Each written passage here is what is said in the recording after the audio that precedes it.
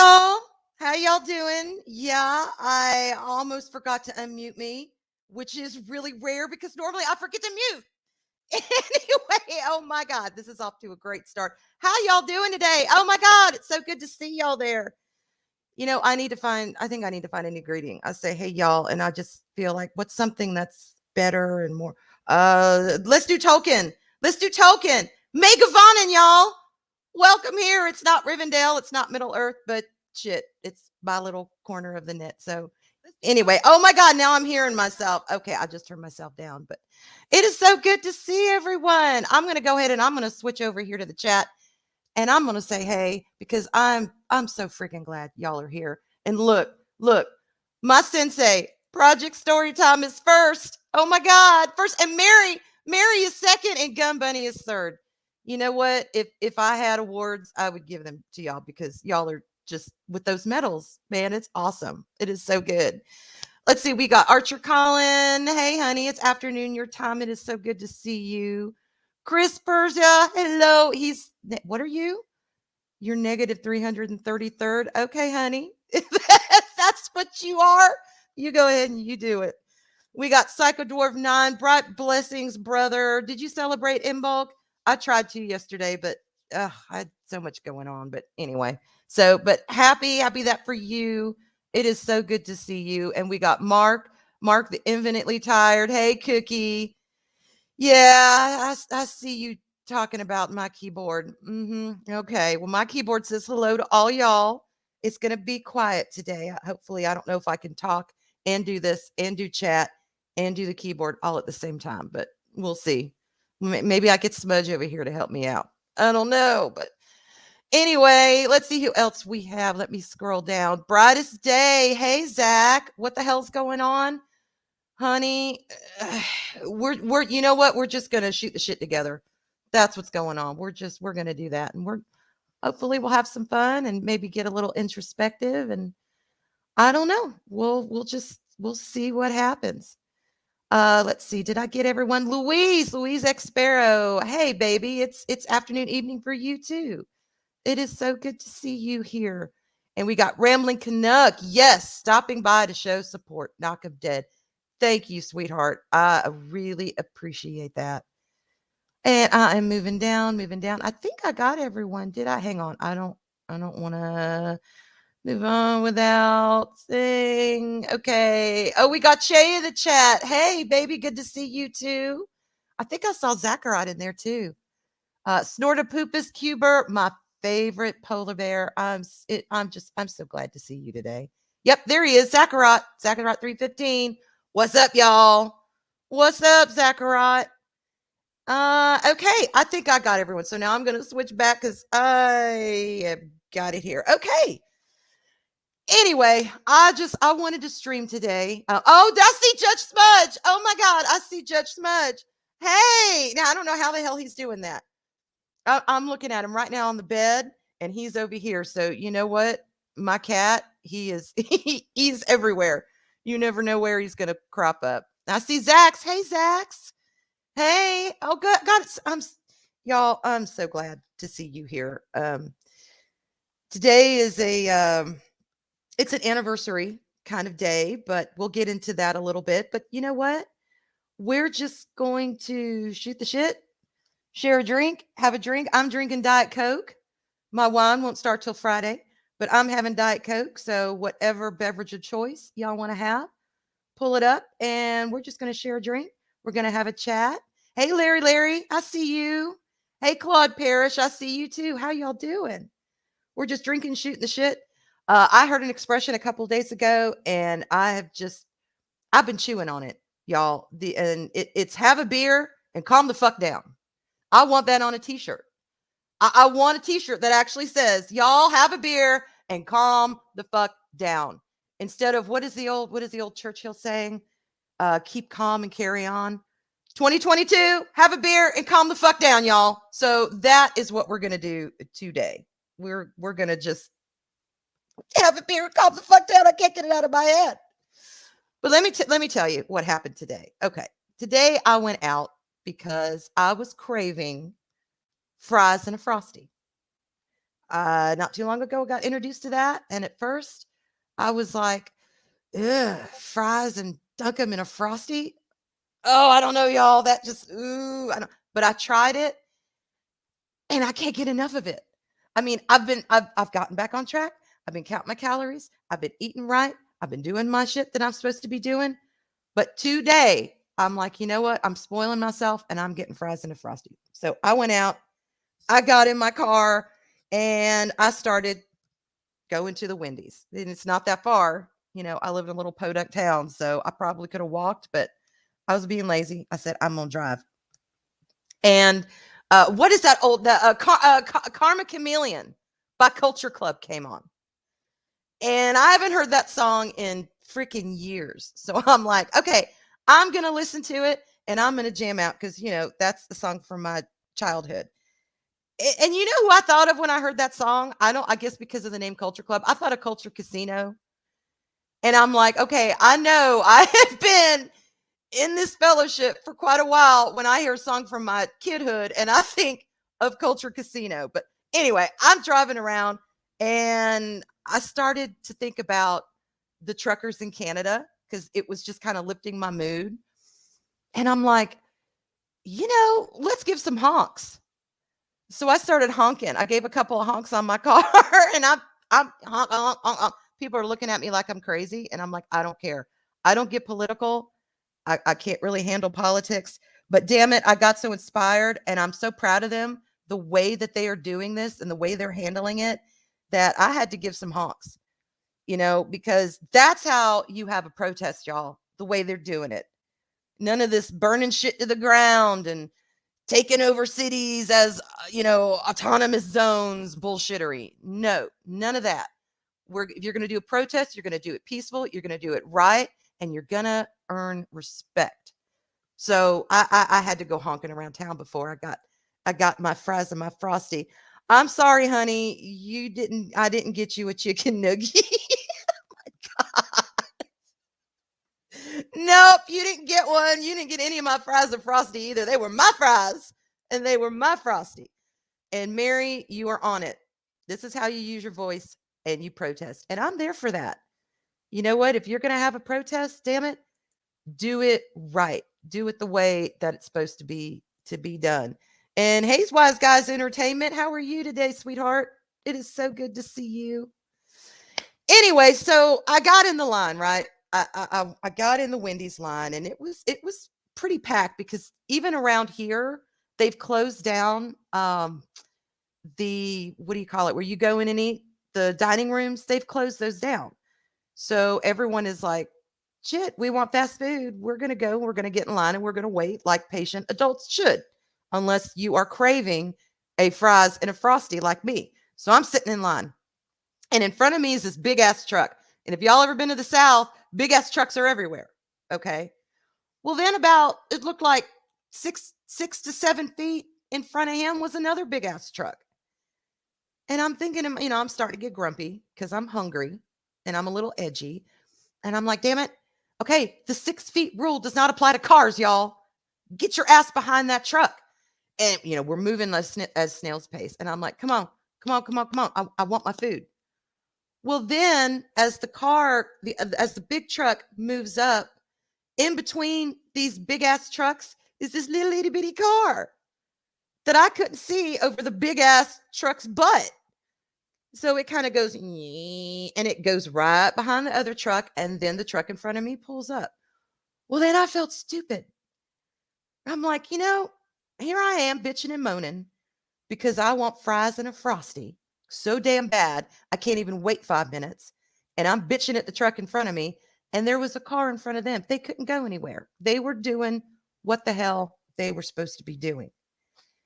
And that said something to me. Okay. That gave me a little bit of perspective. And I started to get introspective as I'm waiting. And I'm like, you know, isn't that kind of like life? Is we see things, we think it's one way, and then it turns out maybe it's not the way you think it is. Maybe it's this other way. And maybe we just need to have a beer and calm the fuck down. So I calmed down and I got my fries, I got my Frosty, and I drove my ass home, and I enjoyed the hell out of them. And hey, Lady Mist, good to see you, Guardian of the Void over on Loki's. We love you. We absolutely do. And I'm so glad that you're here. And I love the tulips. Y'all, it's almost tulip time. It was cold here, but we've got daffodils blooming. So what the hell? If we have another good frost or snow, I can barely say that with a straight face, but if we have that, then those daffodils are going to croak. And Larry says we eat inside restaurants. Yeah, well, I'd like to, but we'll see what happens around here. I don't know. I don't. I can't tell. And stunning and brave Megatron. Hey, sweetheart.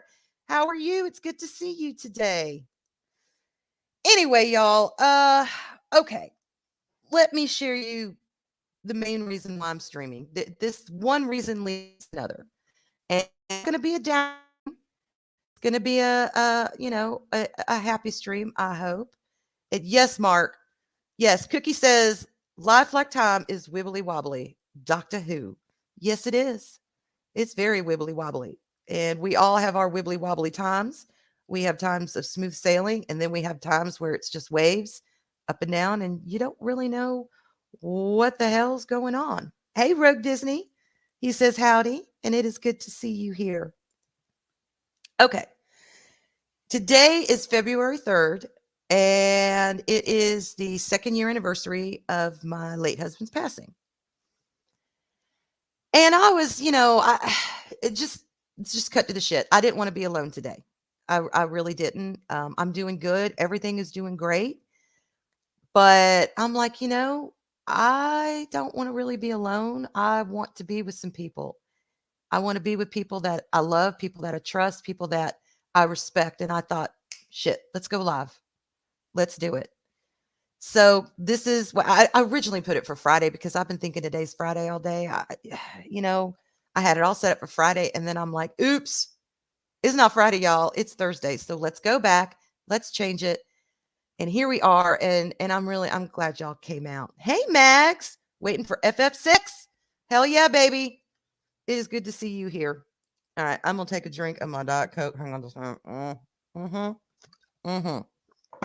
All right, let's do this. So yeah, today is year 2. His name was Robert. I don't want him to just be a nebulous name. I want y'all to know his name. Know a little bit about him, because to be honest, that's how we keep people alive. None of this, we're going to be a vampire, immortal, live forever bullshit. No. People are made immortal through our memories and through us talking about them and honoring them and remembering them. That's how we live forever. That's how we live on. So I kind of wanted to do that today. And I'm going to talk a little bit about where I am today versus where I was a year and 2 years ago. And it's night and day. So we're going to talk about that a little bit. But first of all, I realized something today, and I was discussing it with my daughter. And I said, I was looking at my Steam the other day, because I inherited this laptop, was his gaming laptop. And a lot of the games that he streamed on Steam are already on mine. I don't know how, but they are, because I've never played them. But I've noticed Battletech, Warframe, Halo, Rainbow Six, Call of Duty, Mech Warrior. There's shit on there I've never even heard of, but they're all these kind of games that I've seen y'all play. And I've seen y'all talk about. And it dawned on me. I'm like, I wonder if he was ever playing with any of y'all. So if y'all have ever seen a Blammo 64 or a Super Smacky 64 or a Super Smacky, if y'all have ever played with those handles, you've probably played with my late husband. And she looked at me and she said, Mom, that's kind of heartwarming. That's kind of nice to think about people that you know and that you connect with have possibly played those games with him. And I said, you know what? It really is. Because I've said this before. I've said that he would have loved this community if he had known about it. And he would have been part of it. He would have embraced y'all, and y'all would have embraced him, because he was a cool guy. He was a really cool guy. He's what I've called a man's man. There was nothing beta about him. He was just a cool dude. He spoke his mind, but he had common sense. And God knows that there's not enough common sense in the world today, and we need that. So anyway, he's gaming streams when well he didn't well yeah, actually he did stream some of them. He streamed a lot of his solo games, but he would just go on and play, and he had some teams that he would play with regularly. He had randoms that he would play with. He just when he was in the mood to play, he would get on and he'd play. And I'd hear him talking to people, and I mean he would play for hours. So who knows? He might have played with y'all. That was his handle. Yes, he went by Blammo for a long time, and then he logged on to one game and that was taken, and he decided to go with Super Smacky. It is what it is. you know. I was like, okay, there you go. Rambling says Robert equals stubborn, might have a temper, but are great people. Yeah. You would know about that, wouldn't you, Rambling? He was what I called earth and fire. I'm air and water. He was earth and fire. He was very grounded, but he did have a little bit of a temper. Okay. More than me. Y'all know me. I'm shit. I don't get mad very often at all. I think I said twice a year. And then I have to be provoked. I have to really be provoked. Otherwise, air and water. Air, I just kind of float around, and water, I'll just ride over the river rocks and try and do what I need to do. But it's been interesting lately. Let's just put it that way. So we were a pretty good team in that regard, because it worked. He would ground me, and I would tell him, look, you got to bend like a willow sometimes. You can't be so wound up about things. But yeah, he would play those games. And it was we were together for over 20 years. Long time in today's society, but it is what it is. And in 2017, in January, or actually, no, it was in February. Yeah, because he lived 3 years almost to the day he was diagnosed. He was diagnosed with stage 4 colon cancer. And I've talked about this a little bit. I haven't talked about it in length, but someone said to me not too long ago, well, it sounds like something you might need to get out. It sounds like something you might need to talk about. So here I am, and I'm going to share a little bit about that with y'all. And maybe, I don't know, maybe it'll help someone out there who's not necessarily who has cancer, or who knows someone with cancer, but just who's going through a rough time. Because I have found it does not matter what the trial is that you're going through. We can all understand pain. We can all relate to not being in control. We can all relate to, what do you do when you are faced with a problem that is totally out of your hands? We've all been there, and we will all continue to be there. That's life. Life is going to throw shit at you, and then it's going to give you flowers. You just never know which is which. So anyway, he was diagnosed. And the thing that really got us to get his ass to the doctor, because I don't think he's alone in this, but men in particular do not like going to the doctor. They just don't. None of us do. It's not our first thing that we want to do. Hey, I'm going to wake up and I can't wait to go to the doctor. Yay, no.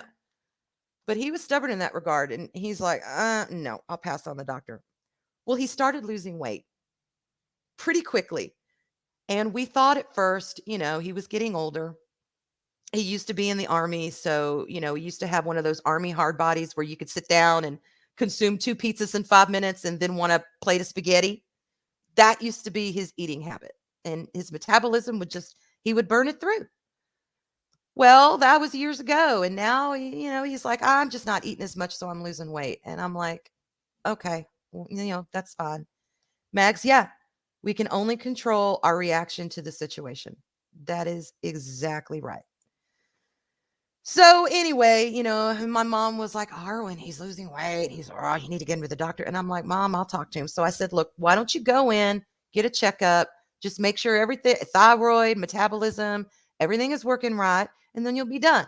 And he's like, I don't want to go to the doctor. So I'm like, all right, shit. I'm not, hindsight 2020, but I'm like, he doesn't want to go. I can't force him to go. Well, it was then that how should I put this? Could not use the facilities in the powder room properly, that he was like, I need to go. I'm like, yeah, you really do. So he went to GP. GP sent him over to go get one of those CAT scans where you go to radiology and they scan your gut. And you got to drink those big ass barium solution things. Oh my God, y'all, I don't know if any of y'all ever done that, but it is bullshit. They're gross. They say, oh, it tastes like an orange liquid milkshake. No, it don't. It tastes like ass. So I'm just warning you. You've never done it. Expect to drink ass, but it's got to be done so you can get all of your insides shown up and all that stuff. So whatever. Well, the same day I had to go to the dentist because I'd been dealing with a toothache for about a month and on and off, and those things suck too. So I went. And I was at the dentist, and my daughter went to keep him company because he had to drive about 45 minutes to go get this done. So she was like, I'll go with you. So they went. Well, we met back up. It was about 5:30. We both got home, and he was doing okay.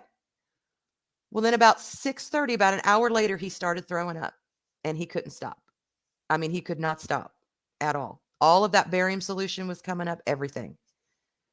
So I called the after nurse care or after doctor care, whatever it is. And I got a hold of a nurse and I said, look, my husband is violently throwing up.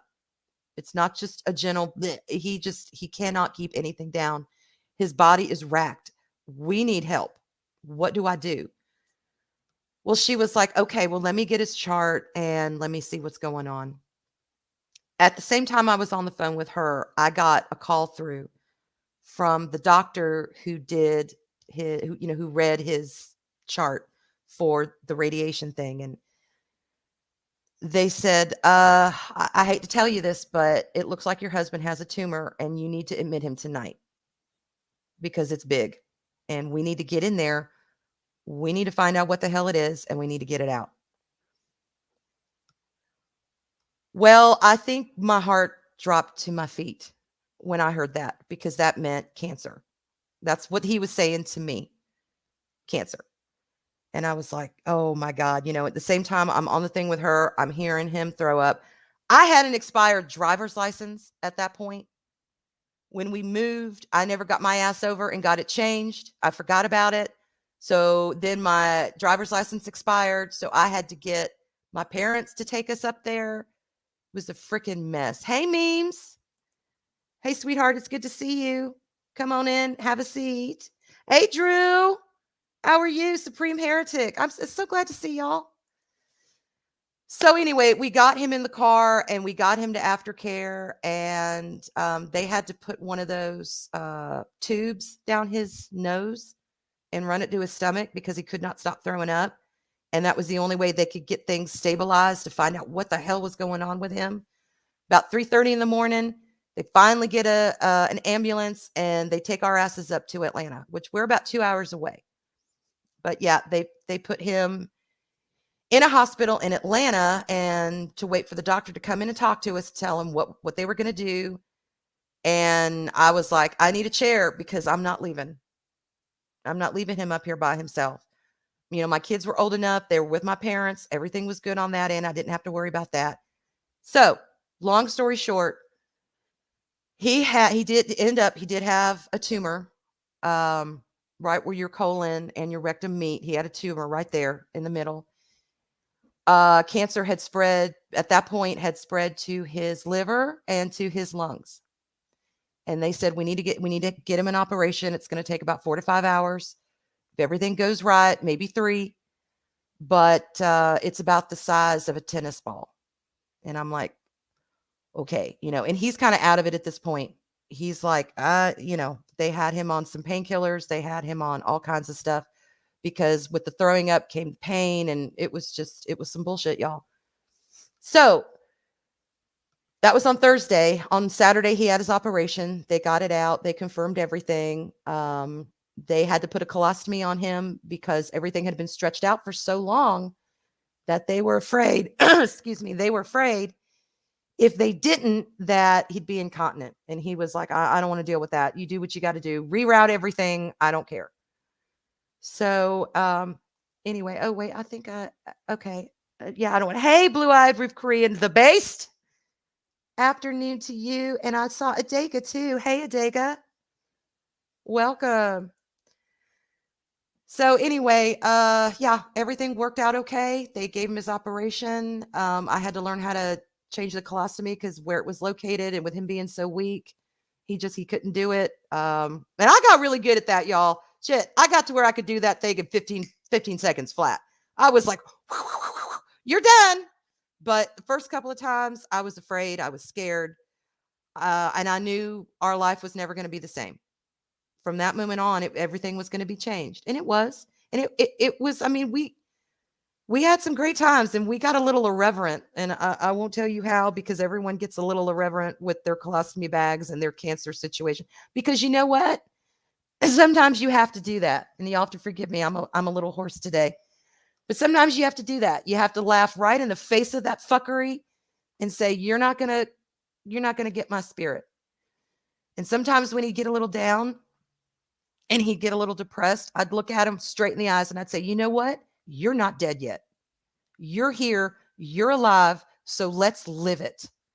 Let's enjoy the time we have. You could have a month. You could have 20 years. We don't know. But let's do this thing. This is the hand we've been dealt. This is the life we're living. Let's do it. So anyway, excuse me. God, I need to learn to mute because that's just nasty. We were in the hospital for about a week and it got to the point where he had to go. He had to get out of there. He hated hospitals. He couldn't keep anything down. And the doctor was like, I cannot release you unless you keep something down because I don't know what's going to happen when you leave. So I told him, I said, Robert, you have got to try and keep something down, whether it's broth, whether it's pudding, whether it's Jell-O, because you're not going to get better the longer you stay here. So he did. He took some broth. He kept it down. And an hour later, it was the day he was supposed to originally be released. An hour later, the doctor came in and he's like, did you keep it down? And he's like, yep. And I said, we've got to get him out because he's starting to hallucinate with the meds y'all have him on. He would see our cats floating through the room. He's like, oh my God, I just saw Gypsy come in the door and float right across the room into the wall. And I'm like, damn, what do they have you on? He's like, I don't know, but I'm hallucinating. I can't stand it. I don't like this mind fuck. Get me out of here. So we got him home. And that night I made him scrambled eggs and toast. And he said it was like Christmas dinner. He's like, that is the best damn meal I think I've ever had. And his color came back. He started improving. And for about 2 years, he did really, really good. Hey, Mac. Wait, where'd you go? You jumped on me. There you go. Hey, sweetheart. It's good to see you. So yeah, they had him on chemo. The doctor was like, look, this is going to be, we're trying to give you quality of life over quantity. And he's like, well, what quantity are we talking about? Because, he liked to know the facts. He was very much a list maker, a fact taker. He liked to know all of the bullshittery before it fell out. So he'd be a little more prepared. Because this took us both just by storm.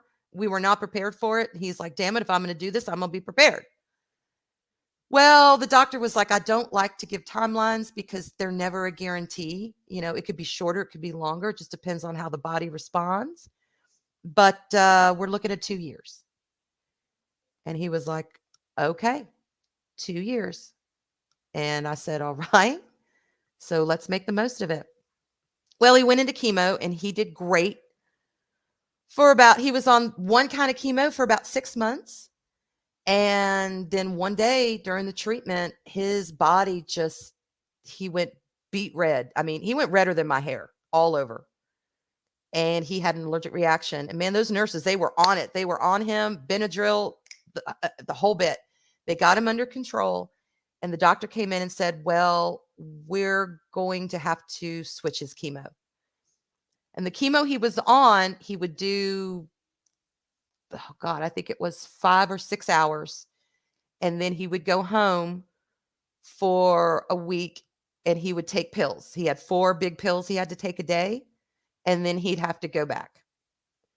And usually about Wednesday, he would get him on Mondays. About Wednesday, he would start feeling better, and then he'd have the rest of the week and he'd be okay. Well, once they switched his chemo, they put a port in him and they put the chemo where he got, I think it was 5 hours there. And then they refilled it, and then he had to go home and he had to do it Tuesday, and then all night Monday, all day Tuesday, and then come back on Wednesday and get it removed. And then he was still on a certain kind of pill. Well, then he didn't start feeling good until Saturday night. And then he had Sunday, and then he had to start all that bullshit over again, which I say bullshit, y'all. I don't mean, look, modern medicine is a wonderful thing, and I'm really, really glad we have it. But he was done. At that point, he's like, I just start feeling better, and I got to turn around and do it again. Hey, Stephen, it's good to see you. I'm glad you're here. So anyway, he did that for a while, and he would get weird things, like his feet would feel like he was walking on water. His feet were always cold, and it would feel like he was walking on water. His hands would tingle. He would constantly have tingly hands. I mean, it was affecting him. You can't have radiation put in you for so long and not have it affect you. So he did that for 6 months. And then he came to me one day, and I will never, ever forget this. And he said to me, he said, baby, I think I need to go off chemo permanently. And I'm like, are you sure? I mean, it's supposed to help you. And it was keeping the rest of the cancer from spreading. There were no new spreads. I mean, he was stage 4. We knew he was terminal, but, it was supposed to help. But he said, yeah, he said, I'm not living a life.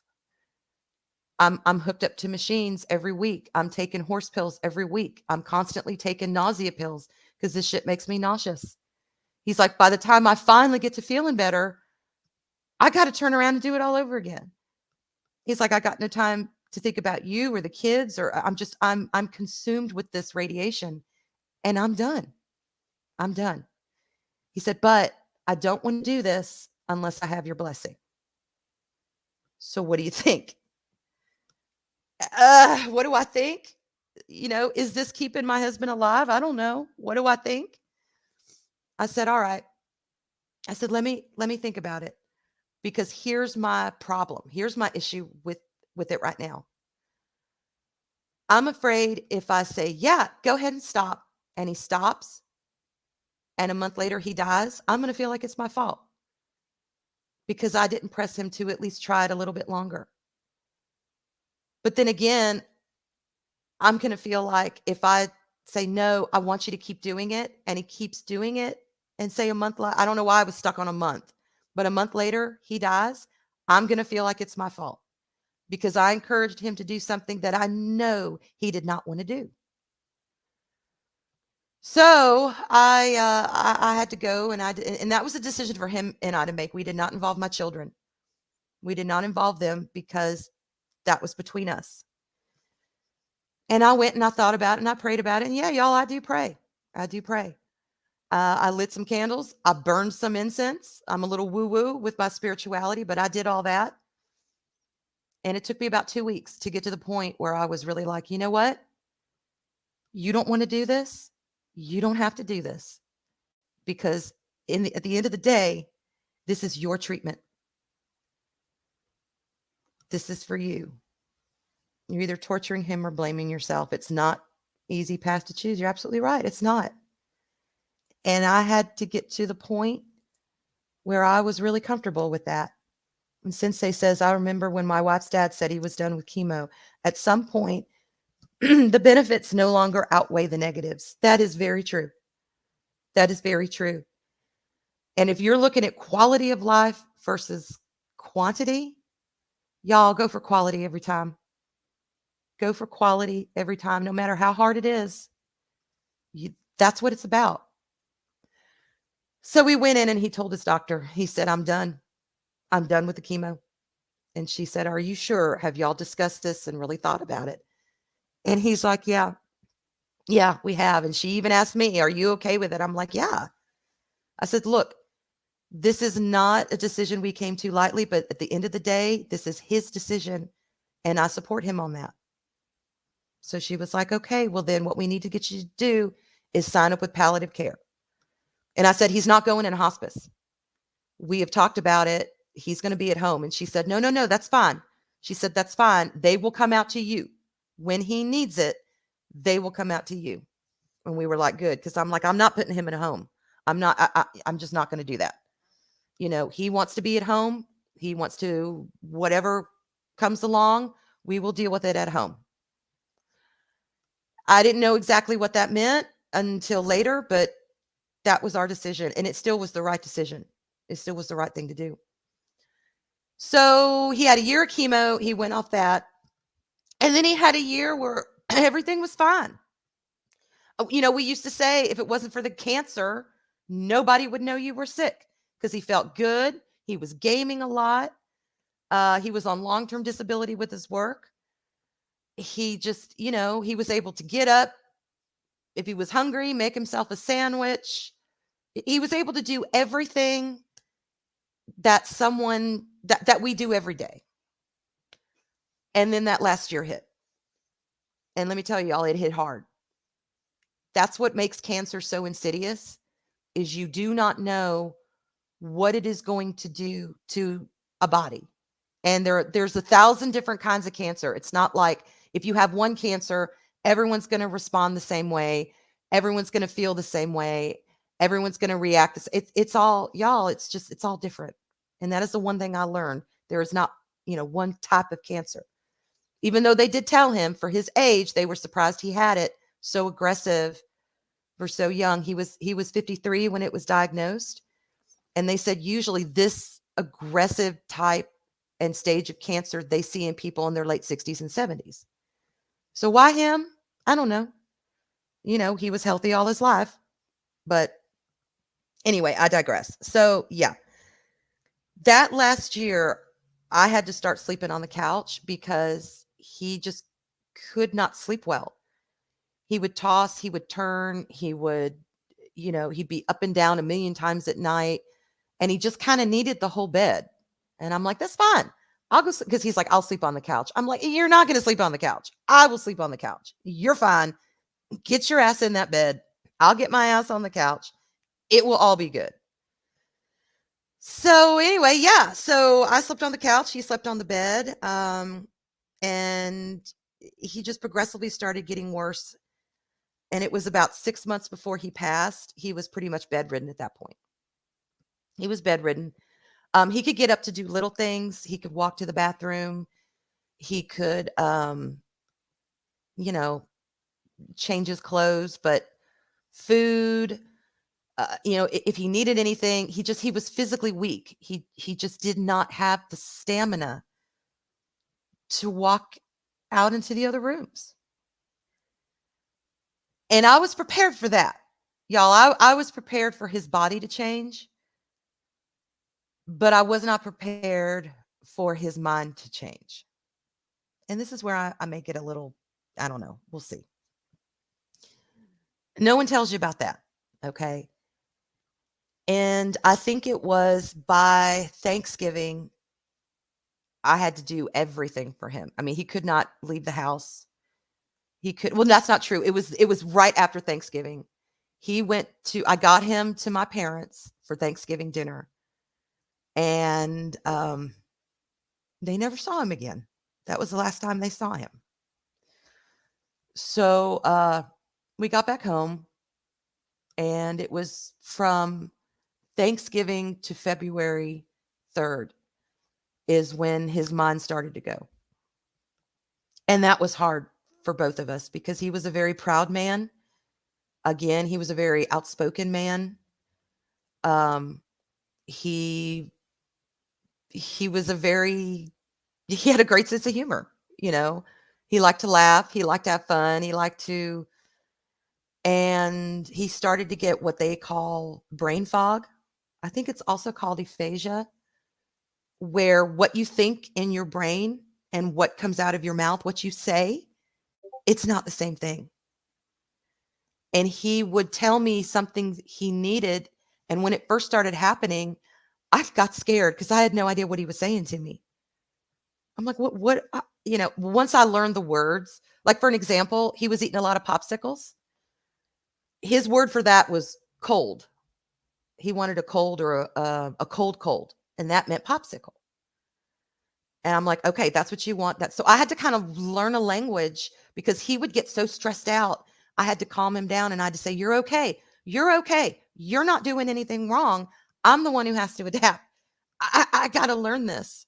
Hey, Sil. Hey, it's good to see you. Hey, sweetheart. So anyway, and then he would have moments where he could talk coherently. And he told me, this was a couple of weeks before he passed. He said, I am going crazy. I am afraid I am going crazy, that I'm going to end up in the yard naked, and not know how the hell I got there. And, I know it sounds funny, but he was terrified. And I said, you're not, because I'm going to take care of you. I'm not going to let that happen to you. And he had to put total trust in me. And I know I was his wife, but when you have to put that kind of trust in somebody else, that they are going to look after you no matter what, that takes a hell of a lot. No matter who they are, that takes a lot. So I'm like, I'm here for you. You can trust me. And I don't take trust lightly. If I trust someone or they trust me, that is a bond. And I will do whatever I can not to break that bond. So we got a recliner and we moved it into my bedroom. And I started sleeping in here on the recliner, which I'm glad I did, because there were a couple of times where he would toss and turn almost himself out of bed. And I'd have to get up and get him back in bed and get him, get him situated. But so, we were kind of preparing my kids, and look, they knew he wasn't doing well. They were my daughter was still in school. My son had graduated the year before. So anyway, he got on palliative care, came out. It was January 29th of 2020. They came out. They got him on a whole bunch of medication, which he hated to be on, but it actually helped him. He was on anxiety meds. He was on painkillers, 2 different kinds. He was on nausea pills. They had vitamins. They had him on all kinds of shit. They brought out an oxygen tank in case he needed it. The whole thing. And that was the 29th. And, then he would say, well, at least I feel comfortable. I feel like I can sleep peacefully, blah, blah, blah. Well, the night of February 2nd, he was so restless. I've never seen him that bad. And he called out my name. I guess it was maybe about 3:30, 4 o'clock in the morning. He got real agitated and he called out my name, and it woke me up. And I'm like, it's okay. It's okay. And I went over there and he was sleeping, but he was thrashing, and I calmed him down. I got him calmed down. And I was like, I'm here. It's okay. And I went back to bed because he was all right. My daughter, I heard her get up about 7:30. My parents took her to school because I told them, I said, about a month before that, I said, I cannot leave him. I've got to be by his side. I cannot leave him because he needs me. And they're like, we'll get her to school. Don't worry about it. Everything's fine. So I guess about 8:30, I had to use the powder room. So I got up and I used the powder room and I came out, and he was sleeping there. And I said, baby, I'm going to make myself something to eat. Do you want anything? Because he liked it. When I got up and I made myself breakfast, he wanted breakfast and he didn't respond. And I called his name again and he didn't respond. And that's when I knew. I was like, he's gone. And he was. I went over and, I touched him and I could tell he was gone. And I think it may have been after he called my name, sometime in between there, because he was cold. But damn it, he died at home. He died where he wanted to be. He was here. He wasn't in a home. And I understand some people have to go to homes, y'all. I'm not dogging that. Please don't misunderstand me. That was just his wish. And that was my wish. And as hard as that was, because I'd never taken care of anyone before, I'd never been a caregiver, and that's what I had to do. So yeah, it was February 3rd, 2020 that he died here at home. And I will never forget that day. A lot of 2020 is a blur, understandably, but he lasted 3 years, 1 year longer than they thought he would. And 2020 was a bust, and half of 2021 was a bust because I had to face all the firsts.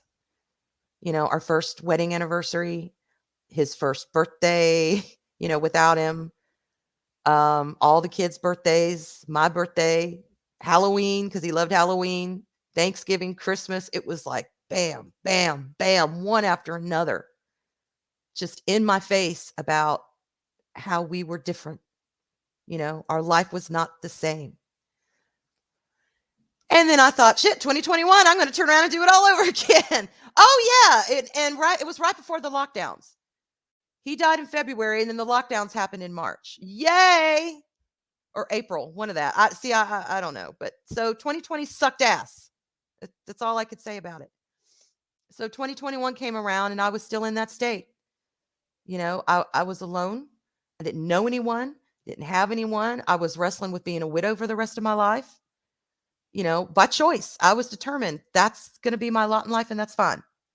That's fine. I'm never going to meet anyone that I'm attracted to. I'm never going to meet anyone that I like. It is what it is, y'all. I'm not going to have any friends. I just put me in a nunnery. There we go. Put me in a nunnery. And I will wear the habit. I will do the beads. I will do the mantras, whatever.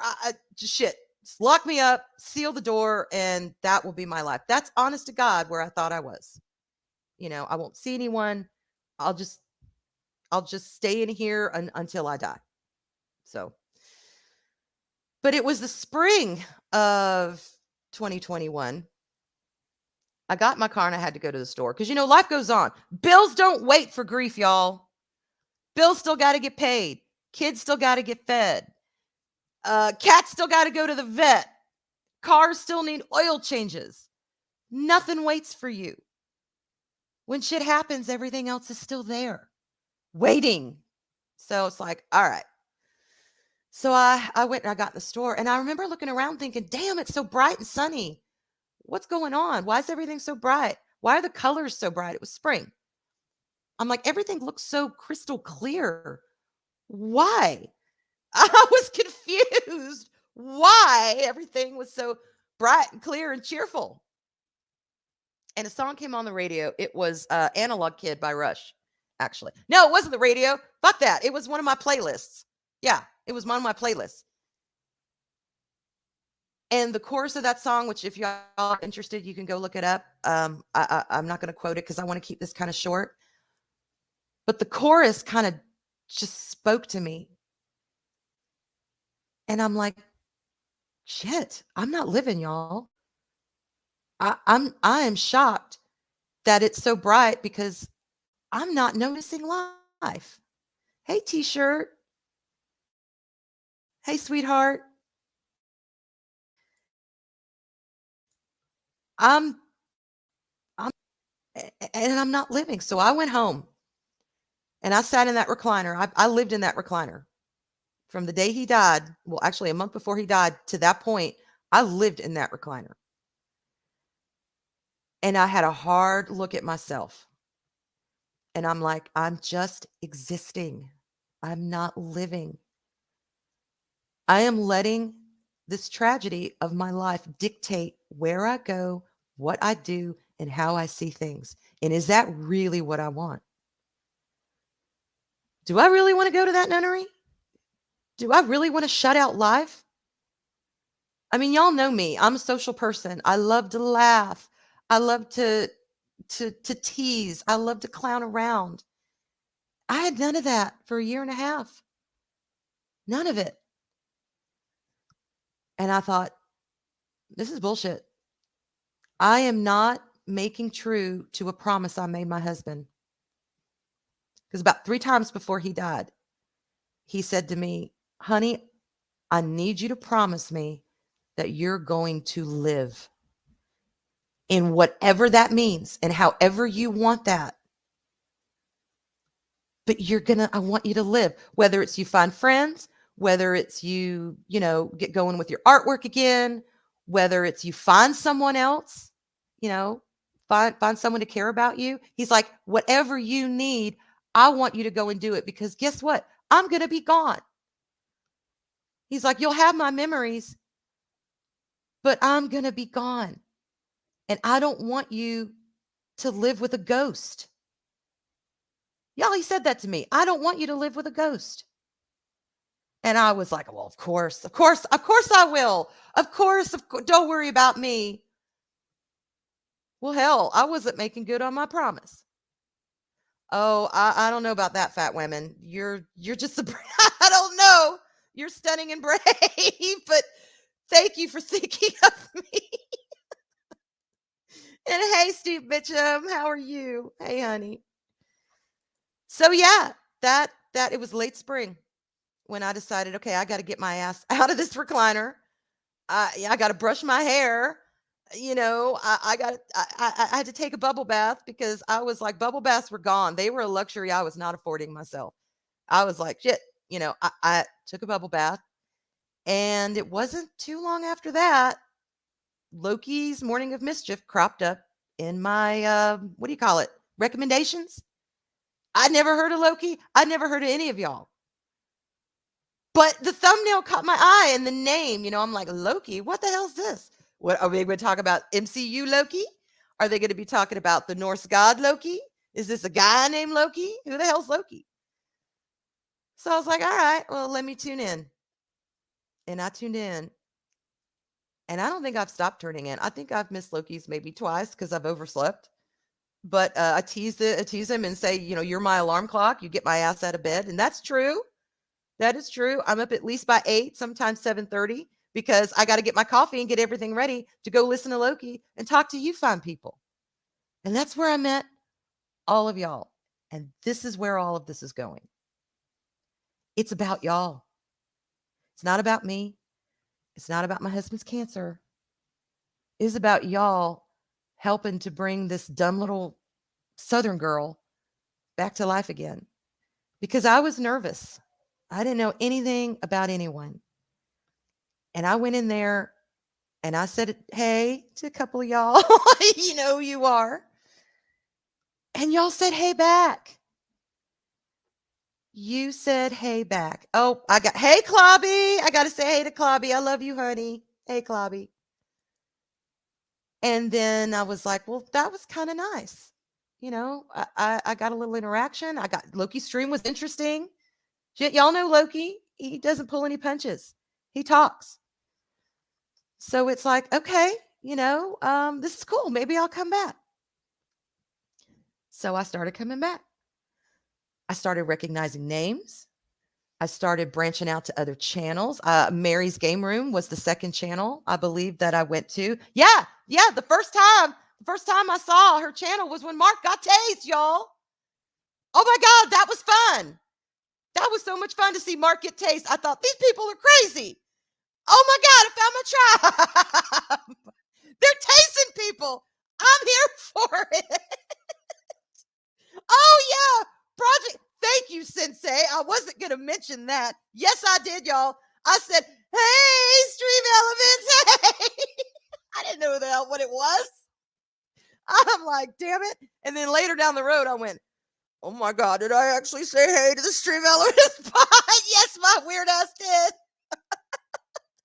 Yes, Mark got tased. Hell yes, he did. And he even said on stream, hey, Arwen. I'm like, oh, hey. Okay, people were starting to know me.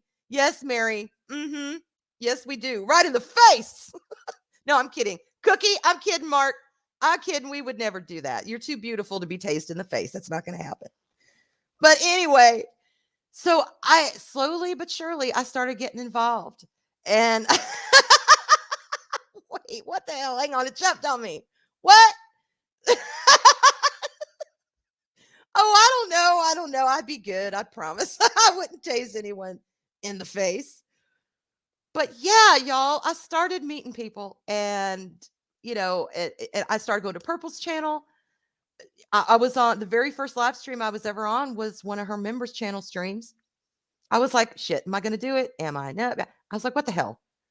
Let me do it. Brandon was on there. I talked to Brandon a little bit. God, who else was on there? Y'all, I can't remember, but there was a lot of people on there. And it felt good. It felt good. I got to laugh. I got to joke around. I got I don't know. I felt a little bit more like myself than I have in a long time, but I felt different at the same time. I'm not the same person I was before my husband died. I know this is going to sound hard to believe, but I've got a little more of an edge on me than I used to. I still go with the flow, but there are times when I kind of need to be talked off that cliff. Y'all who have done that, you know who you are. You know what it takes. I need someone to say, "Hey, straight talk to me." They need to tell me how it is, and then I'm like, "Oh, okay, all right, it's all good." But yeah, but I still love to laugh. I still love bullshittery. I have no idea why y'all love my stories. I love to tell stories, but y'all seem to enjoy them. I mean, roided owls and missing forks everywhere. So I was starting to feel like hey, I can get into this. I knew my life had changed and I wasn't part of a duo anymore. I was just me. And it's been a long time since I've gotten to know people just for my own accord. Y'all seem to respond to something, and that was amazing to me. I'm like, I'm making friendships. I've been on a live stream, and then Loki had me come on his stream. It was Women of the Fandom. And then, I started to get invites, hey, you want to come on my stream? Hey, you want to come over here? Lorena, Wise Guys, just a bunch of different people. I should have written them all down, and I'm sorry I didn't, but I should have. But yeah. And then it's like, well, when are you going to start your channel? I'm like, what? Me?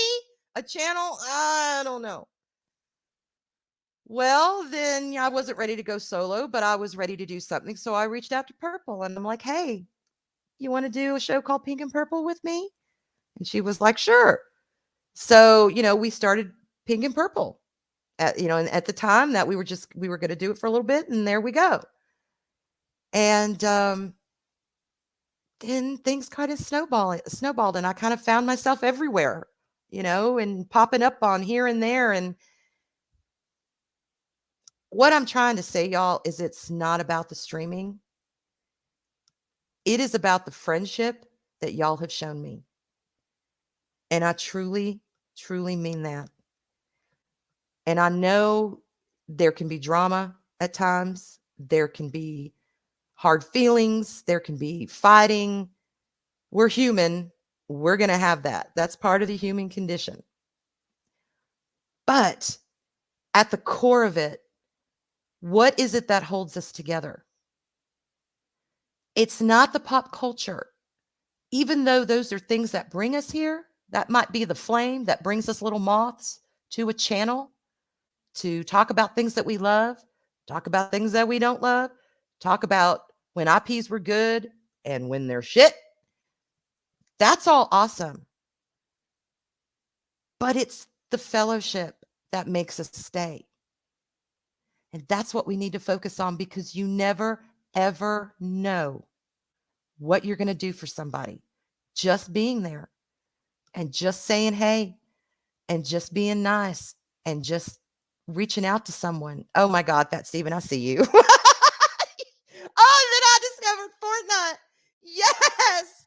Y'all, there is some times when you just need to get in a car and mow a bitch over. It's just what you got to do, because I'm not great with my gun yet, but I can mow somebody over. So hell yeah, I became a Fortniter, and that opened up a whole new world. Let me tell you. Phasmophobia is next. I'm gonna get that one. That's gonna be next, because I want to do some ghost hunting, y'all. I do, but But yes, oh Mary, yeah. If y'all are ever playing Fortnite and you see a marshmallow, a Christmas tree, that fucking tuna fish thing that I hate, the banana, or what is it? Loki with a shield, Loki with the Captain America shield. Shoot them without even asking. Just do it. Trust me, because they will come after you and they will not be nice. So just kill them. Get it. Oh, hey, Roided Owl. There you are. It's so good to see you. And hey, Terry. Oh, wait, where are you? You jumped on me. Hey, Terry. Anyway, y'all, this is my point. Okay. You don't have to live where you used to be. You can go through something incredibly difficult. And I'm not saying things are easy because they're not. We all have our bullshit. All right. But you don't have to live there, because when you come through on the other side, you'll be changed and you'll be different. But look at everything that you can gain. And I've gained all of y'all, and I'm not kidding. I would not, I don't know that I would, I mean, I'd be here, but I would be a shell of what I am without y'all. Y'all have given me friendship. Y'all have given me, God, I can't even think of the words. Y'all have given me hope. Y'all have given me a fellowship. I get more from y'all than I feel like I give y'all, and I'm constantly thinking, what can I do for them? What can I do to make their life a little better, make their life a little easier? To let them know how important they are to me. I don't know that I will ever be able to give y'all what I feel you deserve, because y'all have done so much for me. I am truly living again. And we need to remember that. We need to do that for each other. We need to treat each other with kindness. We need to treat each other with respect. So what if somebody doesn't agree with you or you don't agree with them? You can still treat them with respect. Wait, hang on. What the hell? Yeah. I've had a couple of those. But you know what? That's okay. I'm having hangovers, y'all. I'm living again. I'm actually having hangover. That's a great thing, because that means I'm having fun. I never thought in my life I'd be thankful for a hangover, but there you are. Uh-oh. Okay, hang on. I got to check my DMs. Oh shit. Let's see. Oh my God. Hang on. I gotta share this. Hang on. Oh shit. I hope I can remember how to do it. Here we go. Okay. Can y'all see? Wait, okay, I forget we're on a delay. What the hell? Share it. Share it. Where did it go? There it is. Y'all can't see it, and I'm sharing it. Okay, put a one in the chat if you can see this bullshit. There you go. Okay, you can see it.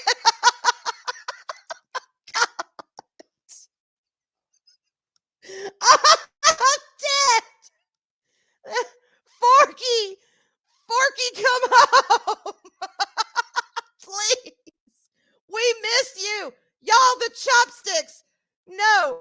I'm still okay. I'm going between my daughter. She walked her ass to the store one time and bought us plastic forks. She's like, this chopstick shit has got to go. And she got us because I refuse. I refuse to buy any more forks. But I'm gonna have to break down and do it because I'm getting sick of eating off of chopsticks and plastic myself. I really am. So, yep. Okay. Forky, come home. Exactly, Mac. Where's Forky? Forky's gone. Forky's riding around on the Roided Owl somewhere. They'll come home when they want. When Forky gets hungry, he'll come home.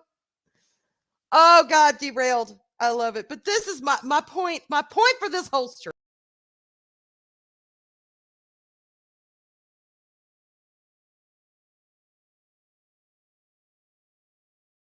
I just kicked myself from my own stream.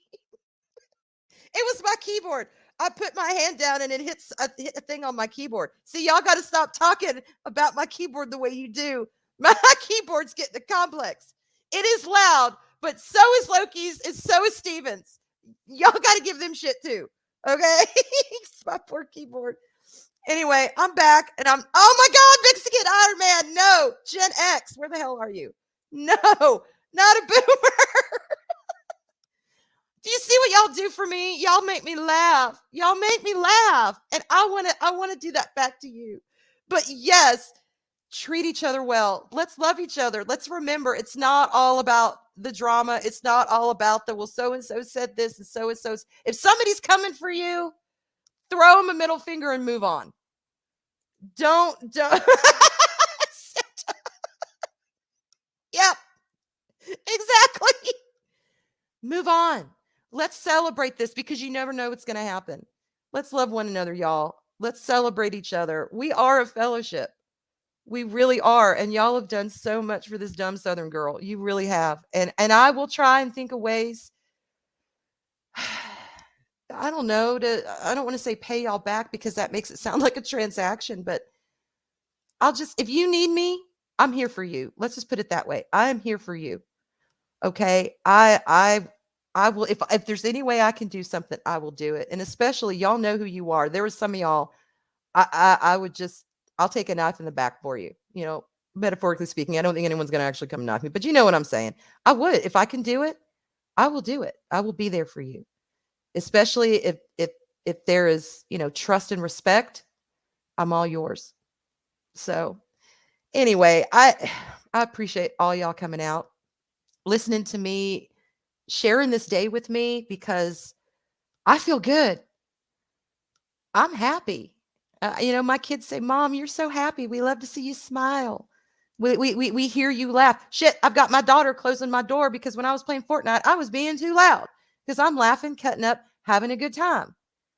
And she's like, "I gotta sleep." And I'm like, "All right, 19 going on 90. You go ahead, close my door, and you go to bed and close your door, and it's all be good." But yeah, I'm happy again.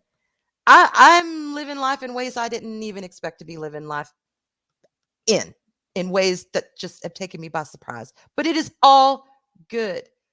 And I'm happy. And I hope y'all are happy too. That is my wish for y'all. That if you go through anything, we can get through it together. You never know what someone's going through, but take the time to find out and just be there for them. Let's be here for each other. Because, I honestly believe that's why we're here. Anyway, I love y'all so much. I really do. I do want to plug one thing tonight before I go because I'm going to wrap this up. Tonight at 4 Central, that's 5 Eastern for those of us in real time, is going to be the premiere of the Scoop Zone on Pop Culture Minefield's channel. That is something that I recorded with Gary and Keith and Sil and 24/7. So we would love, I would love for y'all, if y'all would go over there at 4 Central, 5 Eastern, to check it out. That would be great. I'm going to be over there in the premiere. So, but I love y'all very, very much. Y'all are amazing. Y'all have changed my life. And I just wanted to take this time out and thank you and say, you never know what you're going to do for someone, but you sure as hell did it for me. And I love each and every one of y'all. So go forth and have a good one. Bye.